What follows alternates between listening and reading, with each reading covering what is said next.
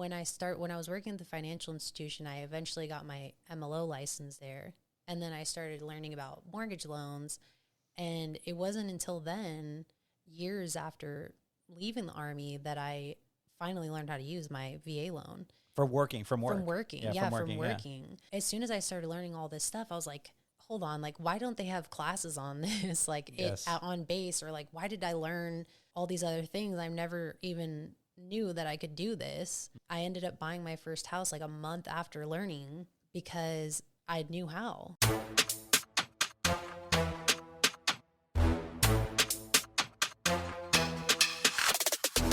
Okay, this is the Breakthrough Podcast with Chris Medellin, and I am here with a very, very special guest that I cannot wait to introduce everyone to. But before I do that, I want to walk everyone through what the Breakthrough Podcast is all about. We developed the Breakthrough Podcast because we wanted to talk to the most interesting individuals that we could find that have amazing breakthrough stories that are meant to inspire you, to help you get unstuck and take your business to the next level. And as I go around meeting people in the industry and throughout the country, every now and again, I come across somebody that is somebody either on the upswing or has such an amazing story that I tell them, I have to get you on a podcast. And this individual is, just fit all the boxes of what we wanted on the podcast. So let me start off by introducing her. She is a U.S. Army veteran. She was a paralegal in the U.S. Army. She used to play volleyball at NAU and was in ROTC as well. She spent 3 years in the Army and then got into the financial industry. And I got to hear about what happened. But what she did that was really remarkable was that she helped over 200 clients one year, and veterans at that. Majority of these individuals are veterans. 52 million in production, was Rookie of the Year. And I am here with the one and only Reese Laufasa. Let's do that again. I am here with the one and only Reese Laufasa. Thank you for being here. Thank you. Did I say that right? Close enough. Finally. Okay, good. Good. So I'm super surprised that we were able to get you because you're doing some amazing things. And I see you out in the industry. You were just at an event the other day, the 40 Under 40. And when I met you on Instagram. And by the way, follow her Instagram. Give us your handle again. Buy Don't Lease _with Reese. Buy Don't Lease _with Reese, which is a clever name. How did you come up with that, by the way? I had a cousin that she does really well on Instagram. Okay. And so I had reached out to her and I was like, how do I get started? What do I do? And the one thing she told me was like, I better not see some lame name. When I log in, she was like, you better have some fun name. Yes. And it better be catchy. And I was like, oh my God. So I spent like a whole day thinking about that just for her. This is amazing. Well, it's actually a really good name. It's very catchy. So here's how I got connected with you. Somebody that I know that's out of Hawaii who really specializes, one of my teams in Hawaii specializes in working with veterans and specifically gets to know a lot of the loan officers in the industry. So when he sent me your profile, he actually texted it to me or DM me with it like, hey, this person's in your world, does a lot of business, or didn't say a lot of business. She does a lot of VA. She helps veterans. And I don't like arranged marriages. I don't like when people send me a name. I'm like, yeah, I'll find it myself kind of thing. Mm-hmm. And then one day I looked you up and I saw it and you had very funny content. I mean, it was good. It was funny.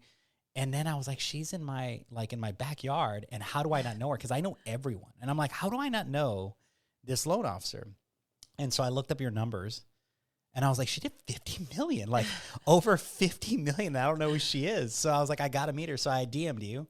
You were super cool. DM back. We met for coffee and then now we're here doing a podcast. So, DMs really work, right? I mean, in connecting with people, but you were very interesting. And for me, when I put this podcast together, and we were just talking about this, but when I put this podcast together, I wanted to really connect with people who had a story, who have culture in their life, who, probably had some things that happened to them in their upcoming that they needed to break through, hence the name Breakthrough. And I really wanted to understand and hear your story about that moment that happened before you broke through the next level. We're going to get to that. But that's why I wanted you on board, because you're amazing. You help veterans. You're a veteran yourself. Thank you for your service. Thank you. And, now you've taken all that you've learned and you have all these hacks to help veterans, which is amazing. So let's start off with the beginning. How did you even, what was the road to becoming, going into the Army? Because it's not often you see females. I mean, I know the Army has females, but it's not common that I meet females that were Army veterans. So tell me about that journey and how you got there.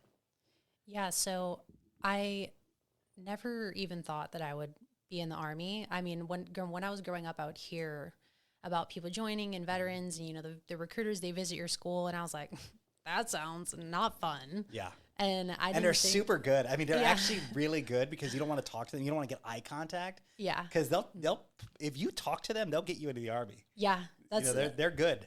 Mm-hmm, exactly. Yeah. And so I never had this like dream of being a veteran, or, a lot of my family they weren't in or anything, but I always went after like wanting to be the first one to do things for some reason. Mm-hmm. And so I was playing volleyball at the time. And I was going to go to NAU to play volleyball for them. And I was like, you know what? I have a cousin in ROTC. Simone's, we have a lot of cousins. So yes. I have a cousin for everything. And he was telling me about it. And I was like, I wonder if they've had anyone that's done it before. So I figured out they've never had an athlete that graduated from ROTC too. And I was like, I want to be the first one to do that, because it sounds really cool. I had no idea how hard the Army really is. I mean, I learned, but I was like, it just sounds cool. Yes. So I joined ROTC, and that's kind of how I got. So you actually started. This was premeditated. You didn't really just talk to a recruiter going to the Army. You planned it out. You were like, I'm going to go ROTC. Mm-hmm. And why ROTC first? Why does that make sense? So for somebody who's, let me put this closer, but for somebody who's actually thinking about going into the Army, why would it make sense for them to do the ROTC thing first? So I don't know that it makes sense to go first now that I've been in. Okay. I actually encourage people to go enlisted first now. But at the time, for me, it was a great idea, because in ROTC, you get to live the college life. Mm-hmm. I had a brother who went to West Point, and West Point is very intense. Mm-hmm. You don't get to go out and party and do the college thing. And when you're in ROTC, you can do that. And then you can learn about the Army. You can get kind of situated with it, and you graduate as an officer. That's the key, right? Mm-hmm. You graduate as an officer. But for you were already in college when you decided to do this, or it was like kind of in the process of you going to NAU? So I was committed to play volleyball at NAU. Okay. And then I decided to do ROTC on my way there. There you go. Mm-hmm. Is it common that people do both? No, I still don't know to this day. I want to figure out if they have had anyone do it, but it's such a big time commitment for both. Mm-hmm. I mean, I was like around the clock for both of those, trying to do both. So I don't think it's common at all. Okay. I don't know anyone that's done it. So you go in and you're doing this like round the clock commitment with both ROTC, and you're also in volleyball. And then how did that go? I mean, was that all 4 years or? No, I ended up going into the Army. Okay. During my first year. Wow. Yeah. Okay. Well, let's talk about this. Well, how did that come to fruition?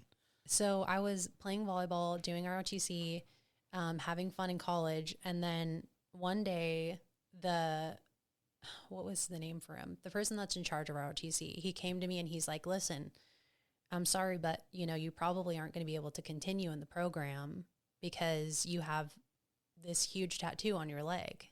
Okay. And I was like, well, it's pretty cute. I mean, what's the problem here? Like, what it's a nice tribal tattoo. I'm like, what's the issue? It's not like it has bad words or anything.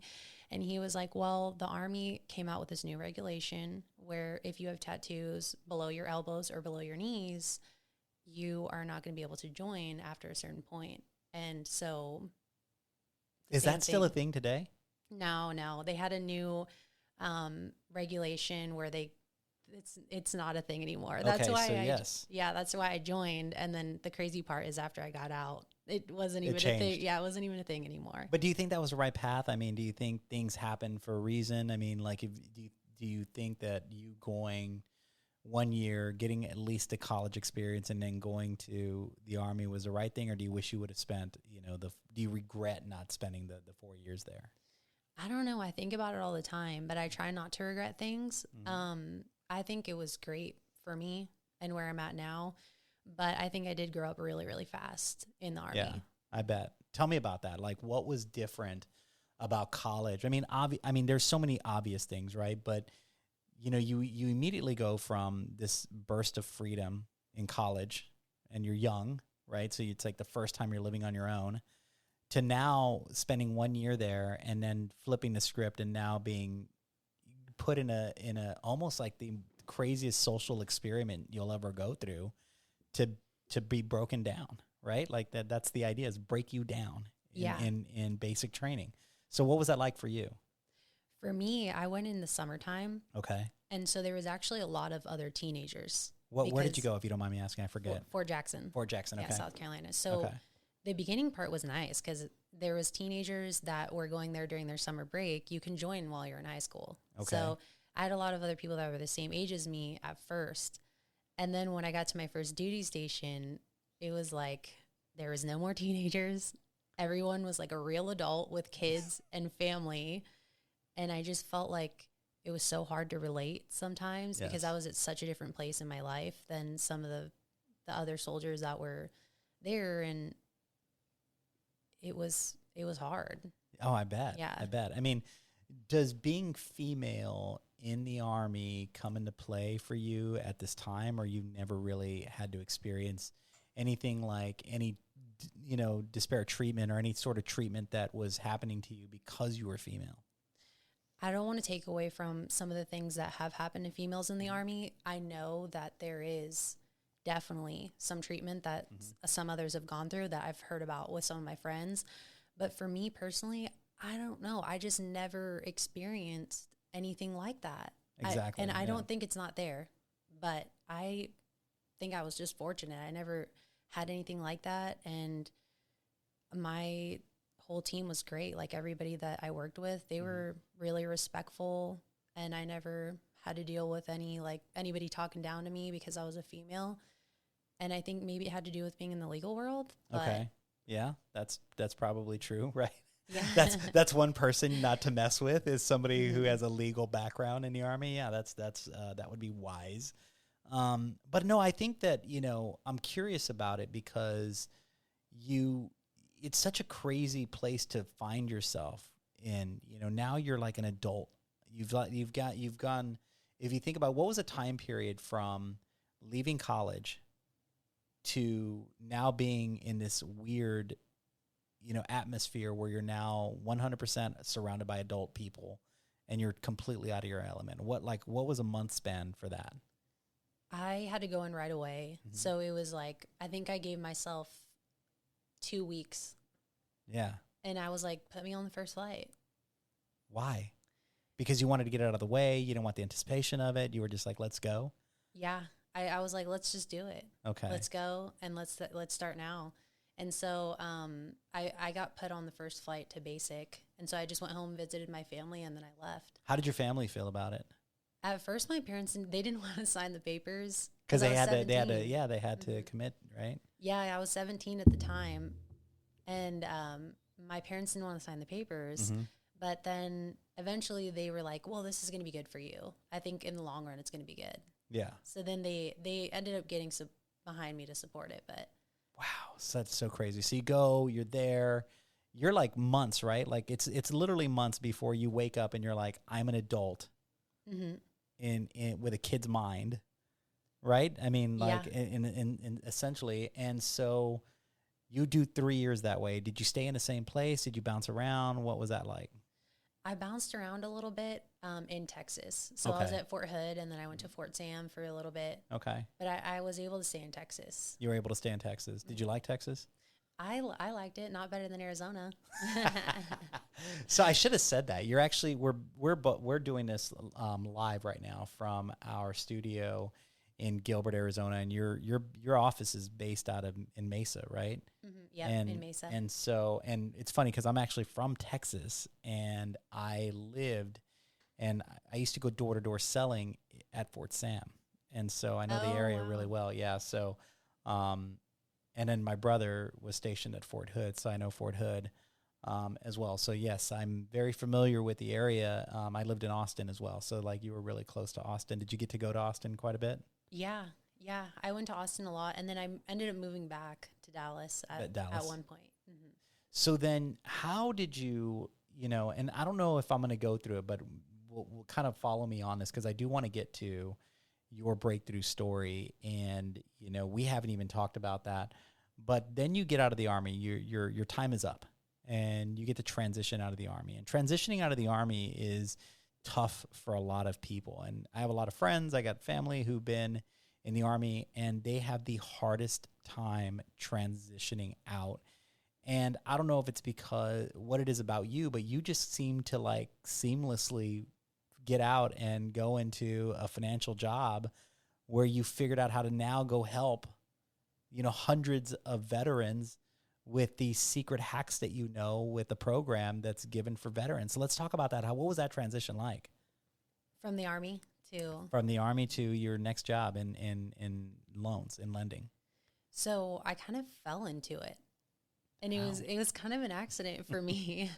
And so when I first got out of the Army, I had this like attitude, and I was just not a nice person. Like, and I tell people this all the time. I don't know why, but I just felt like when I was in the Army, there was so much negativity around me all the time. And I get it because people go in sometimes because they have to, and not everybody wants to be there all the time, and they miss their family. And so I was just like a really negative person. And I was like, one day I woke up and I was like, I'm just not very nice. Like, I don't know. Let's go into that. Because you said that the other day when we met, and I want to go deeper on that because you've never given context to that. And we're going to do it today because I think that people need to understand, like, your environments, and I talk about this a lot, your environments really create who you are. And I was talking to a leader yesterday, and I was like, if you're not good in a certain area of your business, then you got to hang out with people that are good in that area of the business because now you can leverage those people as mentors to help you in those areas. But if I hang out with people that are negative and that suck at these areas, then I'm basically gonna, you are who you hang out with. Mm-hmm. And so for you realize that you were you absorbed all this negative, and you're also very young. And so you're very, you're developing still these personality traits that you come out and you realize you're not this, as you say, this good, like, what did you call it? What did you say? You weren't not a nice person. Yeah, nice person. Yeah, you were not a nice person. So give me context to that. What does that mean? Like, what were you doing that gives you that sense? I think when you visit Arizona and people are like waving at you, you drive out your driveway and people are like, hey, neighbor. Yeah. That wasn't me, at all. What were you saying in your head? I would be like, leave me alone. Don't talk to me. Don't look at me. Like, I just didn't want to talk to people. I didn't want to be friends with people. I just wanted to, get my day over with. And at the time, I really wanted to finish school. I was like, I just want to finish school. I didn't care about, making friends, being a good friend, checking on my friends. I was just not. This is very different from who I met. Mm-hmm. This is not you at all. You're social. You're doing content. You're utilizing events to go and connect with people. So how did you change that? I mean, what really did you have to? What was there a culmination? Was there a certain pinpoint situation that you were like, okay, this has to stop. I have to change who I'm being. Yeah. So after I got out, I had just wanted to finish school. Mm-hmm. I was just focused on myself, didn't care about anyone else. And I was like, I'm going to get a part-time job, to help me get through. And that's why I applied for the financial job that I was with at first. And when I walked in, they were like, hello, welcome. And I was like, okay, this is like a cult or something. Yeah. What's going on here? I was like, okay, thank you. I don't know. Yeah. And I had never just been around that many, I guess, people even thought it was weird when I was working there. They're like, why are you guys so happy? Like, are you okay? And really, it was that culture. Yes. I was like, wow, they're really nice. And then at first I was like, they're fake, you know, they're not actually nice. And then I started working there and I was like, no, these people are actually like really genuinely just happy. Like, I don't know why, but they're just happy. And so the energy was like, I just picked up that energy at some point and ran with it. That is so cool. It's so cool to think like you could take an individual that's open to change and open-minded and move them from one environment, put them in a completely different environment, and you would say it's textbook that they're going to change, but not everybody does. Mm-hmm. And you woke up to it and were like, okay, the way I'm living is probably not nice, and let me change that. And what changed in your life once you made that decision to truly be a different individual?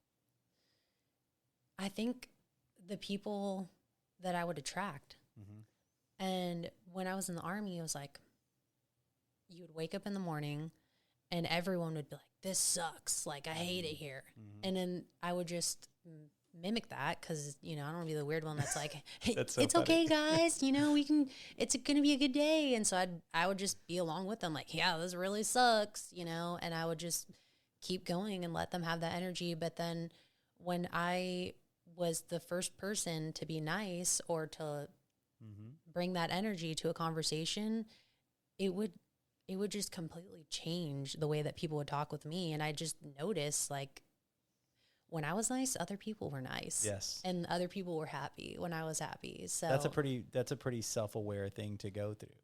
Mm-hmm. And so you started attracting the different type of people. And so how did you figure out, like, when you walked into the financial place that you were working, when you started deciding that you're going to help veterans, how did that come about? Because, I mean, if you really think about this, and I want to talk about this because I think that people need to know what you do. And I also don't know if you give yourself enough credit for this, but veterans don't know about their benefits all the time, especially this housing benefit. It's like the most amazing benefit that they have earned. And it's brushed over, it's talked over, and I also think that people are predators around, you know, utilizing this amazing benefit to veterans. And so you figured out that you have this experience in the military, and you're now going to help other people in the military utilize this benefit. When did that, like, was it the moment you walked into that financial institution that you started doing that, or was it a working way up to doing that? No, it was a working way up because I think you're just spot on. When I was in the Army, I would hear people say all the time, like, you should buy a house. You know, you can buy a house with no money. But then nobody ever told me how to do it.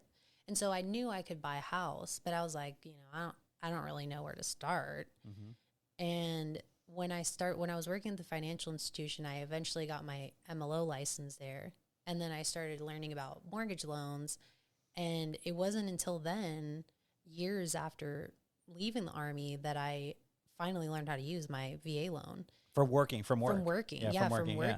As soon as I started learning all this stuff, I was like, hold on, like, why don't they have classes on this? Like, on base, or like, why did I learn all these other things? I never even knew that I could do this. I ended up buying my first house like a month after learning because I knew how. And so if you would have known what you knew then, so if you knew what you know now when you were in the Army, what would have changed from your housing perspective? Would you have bought a house sooner? Oh, yeah. Yeah, I would have bought a house as soon as I was able to. What would be the plan there? Like we're talking to somebody right now in the military who has this allowance that they're using to rent an apartment down the street from their place. What would you tell them, and what would you have done differently? I would have applied right away when I joined the Army, because I did have a working history when I was in school, and it would have only taken me 90 days of active duty to be eligible for a VA loan. So I would have applied right then at that time and seen how much I could qualify for, and then try to buy a house as soon as I could. I would live there, and then, you know, if I got stationed somewhere else or I got out, then I would have been able to rent that house. To who? To someone else. To another vet. To another veteran. Right. Who has who knows you, who has that money set aside. And now you are creating generational wealth through real estate by serving your country, and yet millions of people don't know that they have this opportunity. Yeah. And so I was mad. Like after I bought my first house, I was like, it was this easy to buy a house, and nobody ever showed me any of this. And I had NCOs that were over me who taught me a lot of other things, but I'm like, I know they owned a house and they never sat down and just showed me how to buy one. And I was honestly mad. And I was like, well, every time that I see one of my old friends, like I would even call my friends and be like, I just bought a house in a month and it was so easy. And I would tell them, and I eventually rented it out, and then I would tell them that story because I was like super mad about being a landlord. Yes. And, I was happy the income was coming, but I was super mad that nobody ever taught me how easy it was. You could have done this over and over and over, right? I had to get a whole job just to teach me this. And I was like, this whole time I could have been buying houses, and I was just pissed. And so that's why I wanted to help other veterans and show them. Did that, as you learned that process, how did that translate to how you were helping customers? Because for people that don't have context, 50 million in sales in a year, 52 million if I'm being exact, is a lot. That makes you one of the top loan officers in the country, right? And so that's nothing to that's an amazing feat to do, because what you've done is you now can look at a deal in a different way than another loan officer can, and know whether there's a deal fast, because you have experience 200 times or 400 times now over from, where you started. So what changed in the way that you were educating veterans on how to do it? Like when you would get a veteran, were you like shaking them like, I'm going to help you, I'm changing your life right now? How did you approach it? Yeah, I mean, it felt like they were my friend. Okay. And so every time that I would talk to someone, I'm like, did you know you can do this, sis? Like, and so every time that I would talk to somebody, I would legitimately be excited because I just did it. And then I could tell them, like, I just did it. And I think it's different when people see that it's possible from somebody that they actually know, because I think people see things all the time online and they're like, well, maybe I could do this. Maybe I could own a rental. I'm not sure. But then when you actually hear it straight from someone who's done it, I think it hits different. Agreed. Yeah. I mean, this is amazing. And how long ago were you in the Army? It's been almost 10 years now. And 10 years. Yeah. That's so crazy. And so you've had an amazing journey. And when you go back to, Reese, who you were going into NAU, and that person that was like, oh my gosh, I'm going to out of state, I'm going to college. And, did you expect that you would be doing this type of work today? Oh, no way. I didn't know what I wanted to do. Yes. But I would have never guessed loans. Right? There's nobody you meet in mortgage that's going to be like, I grew up, I wanted to be a mortgage. Nobody's going to say that. I would have never guessed that. Yeah. Mm-hmm. So you're now helping veterans, right? And then, at some point, you make a change from this company that, that really, in a lot of ways, shaped your personality to make you a better person, taught you the things you needed to know to help veterans, to put them in homes, taught you how to get into a home. And then you made a move away from that. And you went out into what I would call like the real world of mortgage, where you're out hustling and you're out like making connections. And I want to hear about that story. Like, what was that decision like? And, let's start with that. What was that decision like to make a move out of there? A lot of people would probably think it was dumb. I mean, especially the time frame that I picked to move. But did you know the market was changing? Oh, yeah. Okay. Oh, yeah. I definitely knew. And even my company now, they were like, do you know that other loan officers aren't doing well? And I was like, yeah, I know. But when I was at that other company, they started making these changes. Okay. with the way that they were communicating, the way that loans were getting to loan officers. And to me, I didn't agree because I thought that loan officers should be available. Okay. And they should be able to answer their phone at any point. The other company didn't really agree. And I was, I did well over there. So I got promoted. I was sitting on a nice cushy salary. And I got great bonuses over there.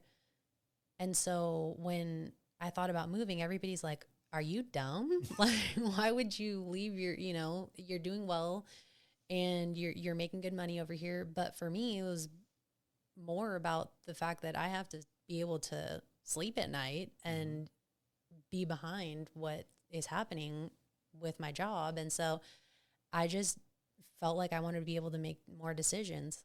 And when is the right time to quit, in your opinion? I mean, if you replay this situation back in your head, what were like the 3 things that jumped out at you that you said, this is the right time for me to quit? What were the things that were facts in your head that you're like, this is what's making sense to me? The first one was the feeling of probably how am I going to tell clients that this is what we're doing? And how am I going to explain why they don't get to talk to a loan officer right away when I think that they should? So I think the number one thing was not agreeing and being able to explain that to people. The second thing was, I do have a baby. So okay. Congratulations on that. Thank you. And her diapers do cost money. Yes. So I just had to think about, if I was going to leave a job that's high paying, am I going to be able to make the same amount? And is that more important than my mental well-being? And then for me, I could make less as long as I was happy. Okay. And as long as I was happy with who I was. And the third thing, I don't really know if it took any more than that for me. So, let's replay this.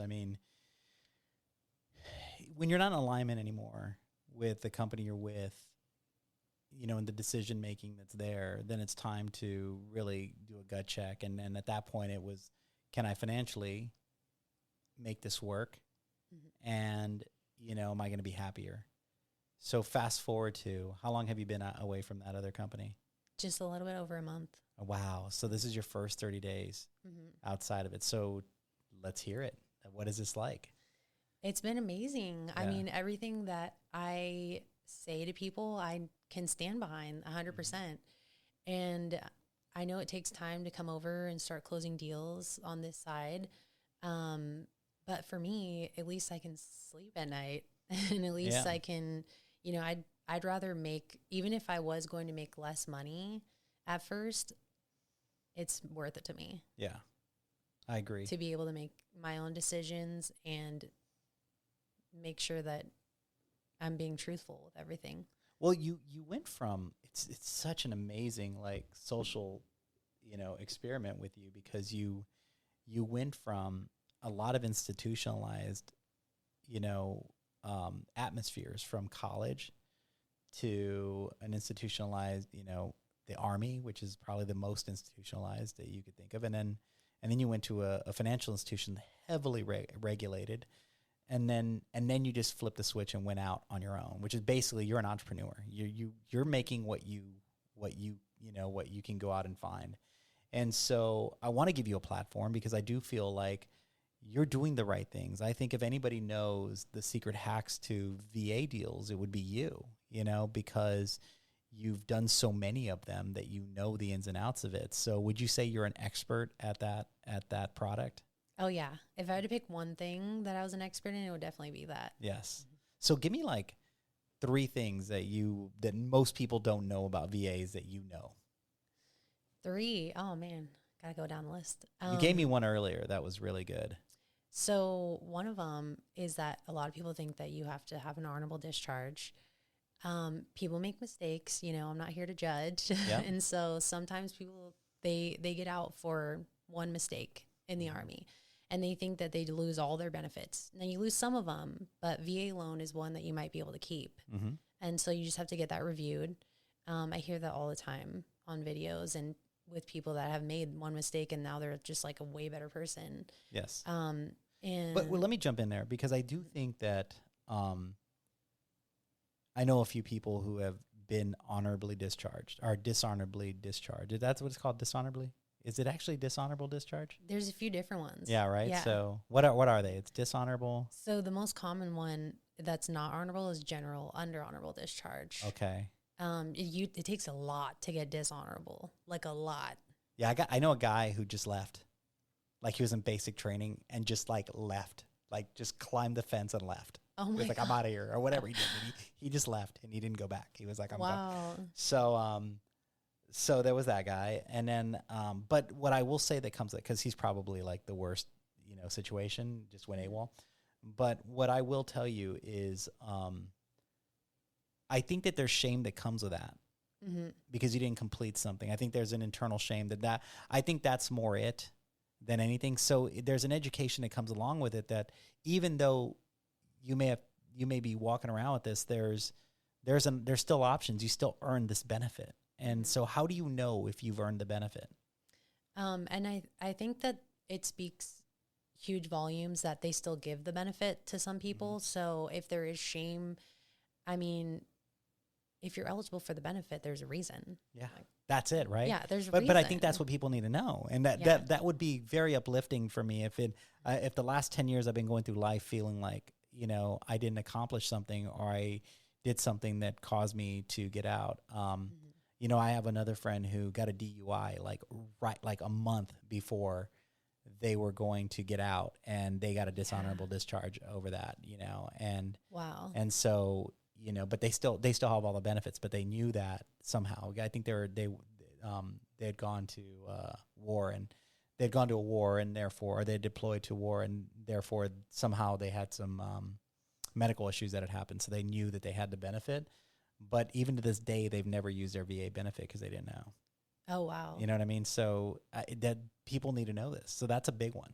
Yeah. So what else? What are some other hacks that you know? Probably the job history. Okay. A lot of people, they think they have to have been on the job for 2 years. And I just posted a video about this. The prison one? Yep. Yeah. I just posted a video about it. It was Yeah. crazy.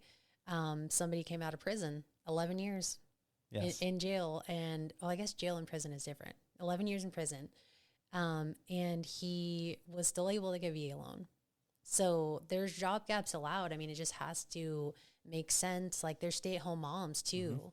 That's super common. Like people get out of the Army, they want to be a stay-at-home mom, and then they go back into the workforce and they're like, well, I haven't been working for a long time, and they think they can't get a VA loan. So crazy. Yeah. And So it's this like, is another good one. You've been being a mom for a few years. It makes sense. Yes. So what's the rule that you need to just... You need a 2-year history of work ever. So usually if you were in the Army, probably have a 2-year history at some point. And then you just have to show that your income is likely to continue. There you go. If you've been job hopping, that's different. Okay.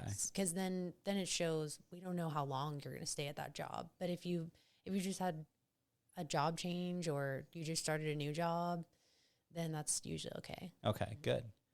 I'm asking you because I want people to know, what is, like, I want somebody out there saying, that's me. And then I want you to call Reese because, she can help you. Now, okay, so tell me, you got one more? One more. Probably the funding fee. I feel like. Okay, it's a good one. I feel like, I don't know if this is one that people don't know, but I feel like they don't ever know about the funding fee until they get to buying a home. Okay. And that's true. There's no reason for them to know otherwise. But I mean, like a lot of people don't realize that while you have this amazing benefit, there's this funding fee. Yeah. But the craziest part is I feel like nobody knows until they go to buy a home that when you're a disabled veteran, you can get the funding fee waived, which is like thousands of dollars.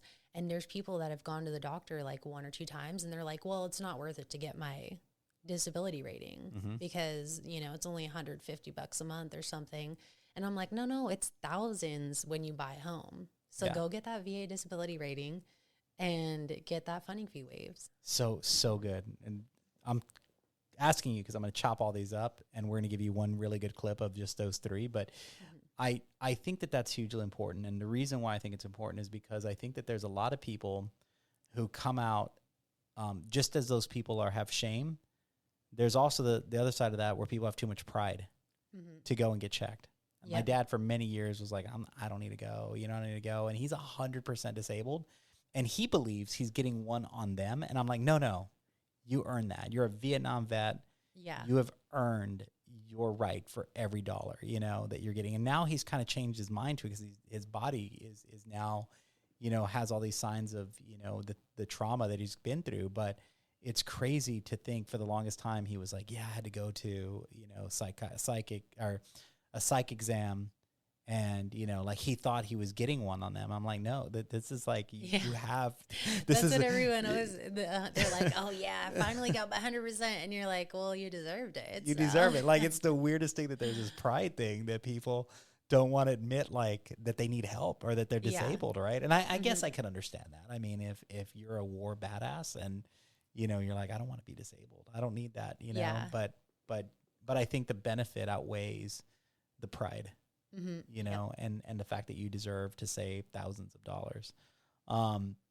So tell me about, we're good on time. So I want to ask you your breakthrough moment and kind of going towards the name of the show and why we do this show is during this process. When did you have that moment where you were like, I know I need to do something and I know I'm not getting my voice heard or I'm not feeling the way that I should, and you had to make the tough decision to break through the next level. When was that moment in your life? Or when was a moment in your life? Because I think we go through, many of them in our lives. Yeah. I feel like I live my life pretty chill. Yeah. So I don't know if I had a lot of like what I would call hardships. Okay. But there was, in making the jump to becoming a loan officer out on my own, I feel like I had to like convince myself at one point to believe that I could come on this side. Because for the longest time, I'm like closing all these loans, doing really well. And I'm company loves you. Yeah. And I loved the company at the time. They were a great company. But then when I finally hit that point where I was like, I don't know if we're in alignment anymore. I didn't know I thought about it for a few months on if I was just going to stay there and try to find reasons why it was okay for the changes that they were making because my salary was nice and I've been there for a while, or I was going to feel like doing what I needed to do and maybe I would make less money. The hope is that I'll come and make more money. Yes. Eventually. But at first you really don't know if you're going to make it in this world or not. And so I had to convince myself that I could do it on my own. So when you say you had to convince yourself, what was your tribe telling you? What were the friends and, your loved ones saying, in terms of, were you seeking advice from them? Like, do I do this? Do I do it? It's like 100% commission. Like I'm leaving this. Who had your back to say, what were they telling you? I'm curious about that. I had one person. Okay. One person, my other half, he's like, as soon as I told him, he's like, yeah, you know what? Forget that company. He's like, you're better. You're better than them. He's amazing. Yeah, he's the best. And he's like, you're better than them. You can do this. Like, you got this. Yeah. And then I talked to, I call my mom, my dad, my brothers. I call everybody for everything. My sister. And I was like, what do you guys think? What should I do? And every person that I talked to was like, hey, that'd be cool, but are you sure you want to leave? Yeah. And everyone at my company, same thing. Are you sure you want to leave? Are you sure that, you can do it? Yeah. You're going to have to go find your own business. Like, everything is going to be on you. And so pretty much everybody that I talked to in my circle that I trusted, I mean, I don't even know if they to this day, I mean, they support me through whatever, but I don't even know if they thought I could do it. Yeah. That's crazy. I mean, because you did, and you're here now, and you're still alive, you're still okay, you know, and the reason I asked you that is because I remember when I was working for a company. I was working for a cable company, and I was like what you would call a processor, but I was managing a small processing team for a cable company. So guys would go door to door. They would call my team and me to see if they could do like a credit check on the person that was buying cable. So they would knock on doors, and then if the person said, "Yeah, I want to buy cable," then they would have to call us, because a lot of people like left a balance somewhere at a different address. So I had to find that and be like, well, yeah, you can get cable. We got to pay $200, right? Because they owe us money. So my job was to find those people and get our money back. And so then if everything was good, then I put an order in, and then, you know, so we would just sit around waiting for these guys to call us to do deals, right? Like to do a credit check or whatever. Yeah. So one of my jobs as the supervisor of the group was to do payroll, and I started seeing that these guys were making good money. I was like, these guys are making like a lot more than I was making, you know, and you're like, that sounds nice. And I was like, they're idiots. That some of them were rude. They were like, I couldn't even believe they were doing, but they would do well. So I was like, all right, I'm gonna do it. So I asked my mom. I was like, hey, I think I'm gonna go do door to door, you know, for the cable company. I've been at the cable company for like 6 years by this point, right? So, she's like, no, it's all commission. Don't do it. Like, that's not the life for you. And I was like, screw it. I did it. And when I did it, I didn't listen to the advice, was my point, is I believed in myself. And I don't know why I believed in myself, but the first night I went out there, I sold like 18 deals, you know, and I remember the only reason I didn't do more, because it was raining and I didn't care. I was like on fire. I was like, if you talked to me, you were doing a deal. And I just found my thing. I was like, I'm good with people. I think this will work. But I think a lot of people have to decide for themselves, you know, like it's the right move. Getting back to, there was two things you had to decide. One, to quit. And then the next is, am I going to make it? Mm-hmm. And I think if you believe in yourself, then you're going to make it, because whether or not this turns into the 50 million that you did at the last place, in this place, is really yours to lose. It's not market driven. It's not anything. It's just, what does Reese decide to do with it? How did you decide? And I'm going to switch gears a little bit, because what popped in my head just now was, you're doing all the right things. You're doing the events. You're connecting with people. You're sitting here on a podcast, for God's sake, you know, and you're doing amazing content. So now, when did you decide I'm doing content? Because you were doing content even at the last company. Yeah, how did you? And did they care, or did they know? Yeah, they knew to an extent. Okay. Yeah, so they had cleared me. For the longest time, I was like, we should hop on Instagram. Yeah. They didn't want me to hop on Instagram because of compliance, or, you know, whatever reasons they had and their brand. But they eventually cleared it, and they knew I was doing content, but they didn't know at first that it was like comedy, and it was funny. A little different than the brand, I guess. Yes. Mm-hmm. It is comedy. And this is why, I mean, like, we're talking serious about serious things, but I really want you to know Reese is funny, and you got to look at her content to know who she is and what she's doing and how she's helping people. But she figures out ways to get the message out about what she's doing in a really comedic way. And it's good content. I watch it. That's why I knew you were talking about when you said, you know, this deal about the guy in prison. But do you think that's important for who you are now and building your brand? Oh, yeah. Yeah. I know, we are talking pretty serious right now. I feel like I have to, like, I'm trying not to laugh in the mic because I hate my... Go ahead. No, I hate the way my laugh sounds. So maybe that's why I'm not joking as much. But I feel like that's super important to me, because anyone that has a regular conversation with me, I'm usually never serious. Okay. And so if I went on there posting only educational content all the time, I feel like it just wouldn't be, to me, like, I don't know if I would watch me without the comedy. Interesting. So that's it. So you've given thought to who's watching me, and am I capturing their attention? Like, am I going to make them stop scrolling? And so do you get feedback? I mean, do you talk to people that watch your stuff, and do you get feedback from them about it? Sometimes, yeah. Yeah. Mm-hmm. What is the feedback? What do they say? Usually people love, like, the authenticity. Yes. And every time I make videos, I I know when I hop on social media, it's usually for comedy. Okay. And I usually want to laugh. And so that's kind of why I stick with the comedy, because I'm like, well, what would I want to watch? Yes. And then I make that. That's okay. So this is so important, right? Because if you're listening and you're thinking about making content, everybody comes in. We're looking at one where a guy, he didn't smile the entire time. And it was such a bad video. And somebody here was showing it to me. And I was like, oh, this is so bad. Like, and I know the guy, and I was like, I want to call him and just be like, smile, bro. Like, just have some fun. Like, and it was all about like something about taxes and call me if you got, when you get your tax. And I was like, this is terrible. Nobody's watching this. Like, this sucks. and by the way, like, I feel like that with some of my stuff. So, but when I look at what you're doing, I'm like, it stops me, right? It's like, I want the comedic thing. So the advice that you would give to somebody who's thinking about pursuing brand building and content production is to post stuff that you would watch.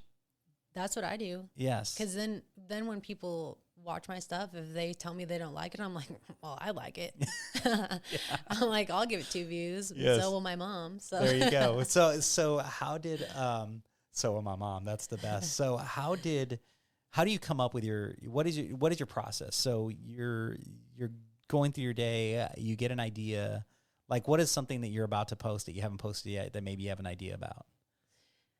Usually if I have a conversation with someone, could be a realtor, could be a buyer. Mm-hmm. If I get a question, like earlier on the elevator up here, right? I was talking to a realtor about condos. Okay. And she was like, condos suck. Yeah. Because they have so many things that you have to get through. There's so many fees for the paperwork. I mean, condos are a great starting point, but sometimes the loan process is so hard to get through. Hard. And you know that. Yeah. And so I was like, I'm going to make a video about how condos are super hard. Because a lot of people, their first thought is like, I'm going to start with a condo. Yes. Right. And then the loan process, we're like, oh, are you sure you want to do a condo?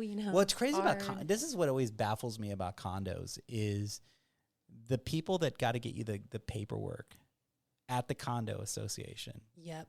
You would think that they want to fill the condo. They don't give a nothing. They don't give a shit about it, And so they do not care. And then of course, like, they don't want to give you the information, and then you find out that somebody's suing them. Mm-hmm. That then that throws a whole wrench in everything. And so but it's a great starting point. In fact, my wife is a realtor, and she only does it for us, but she just got a single mom. Been looking for a house in the price point she was in. She could not find anything because I had to have a 3 in front of it, and just got her a place in a condo called the K's in Chandler. And, we just closed like a week ago for her, and it was like life-changing. But we started the process when rates were in the 2s, and now she just closed on a condo, and so, but I mean, she was able to, her life significantly changed because she got raised and stuff between there. But condo is a really good space if you need to get into a place, and especially for single moms and people who don't want to spend $500,000. I mean, you're living in the East Valley. I mean, $500,000 is where it's going to be, and that's insane to think about. Yeah. So what's next for you? What do you have planned in terms of you're doing content, you're now in the real world of lending, and you're building your brand. Last time we talked, you were thinking about doing a podcast. Is that on the horizon? Yes. Yeah. So after I talked to you, I got super inspired, and I was like, this guy's doing podcasts. I'm going to do a podcast. That's awesome. I was like, that sounds real cool. Well, look, we're sitting in one, and you can use this anytime you want, and we'll help you produce it. But yeah, that would be amazing. We would love to see what you can come up with on a podcast. Do you have a name for it yet? Yes. What is it? Let's talk to this. I just came up with it this week. It's What's the Real Tea? This is good. What's the real This tea? is so good. And it's about realty. Yes. Realty or realty? Both. Both. All right. So it's going to be me and my brother. Yes. He lives in Washington, so I had to book a flight so we could do the first episode. But I jumped on it after our call. Do you have a space? No. The only thing is that he has a regular job. Yeah. He's not in real estate, which makes it more fun. Yeah, I agree. Because then he can ask real questions that people that are listening would want to ask. Yes. Without them having to feel, lost in a conversation or something. We're going to invite other real estate professionals on there to get some expertise. It's going to be so fun. See, I love this. And you and I were talking about this, but because he's not in the space, one, he could bring in tea from outside, right? Mm-hmm. Is he good on the tea? Like, does he? Yeah, he's a funny dude. We call it chisme. The Mexicans call it chisme, which is gossip, right? Which is, for those who don't know, that's tea. Mm-hmm. And so, yeah, is he good with the tea? Like, does he come? Is he funny? Yeah, he's a super funny guy. Everybody that meets my brother is like, I want to be his friend. Yeah. I don't know how many times I've heard that where people come up to me and they're like, yeah, I met your brother. Like, I want to be his friend. Yes. I'm like, I can literally name like at least 10 people right now that have told me that. So I'm like, I got to have a podcast with him, even though he doesn't know. So you're flying him in to do this one? So I have to fly out there. Oh, you're flying out there. Yeah, so I see what you're saying. I have to fly to Seattle. Got you. But eventually I need him to fly here. Yeah. So, and I'm trying to get him to move here. So that we can do this podcast together. This will be amazing. Yeah. This will be amazing. Well, I'm proud of you, and I'm proud to get that you did this, and thank you for taking the time to do this live with us and in person, because I just think it's more authentic when you can have a conversation with somebody. But you know, I see the future, and I know that you're going to do amazing things, and you just have the right attitude for it. You're helping a segment of the country that needs a Reese in their life because nobody's there to teach them. And I want to see you do amazing things. So if there's ever anything that I could help you with, you just hit me up. But I think, you know, this is a start of, you know, a good friendship, and I appreciate you doing our podcast. And I hope that somebody out there is, you know, inspired by hearing the fact that, you know, we'll connect with you on, you know, if you're a veteran, if you're not using your benefit and you want to learn more, be sure you call Reese. And where's your Instagram again?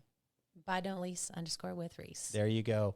Hit her up, and she will be happy to help you. Is there any other way they should reach out to you? They can text me. Text. Yeah, you can Google my name and all my info's there. All right. Well, you'll see that, and thank you for checking out the podcast with Chris Medellin and Reese Laufasa.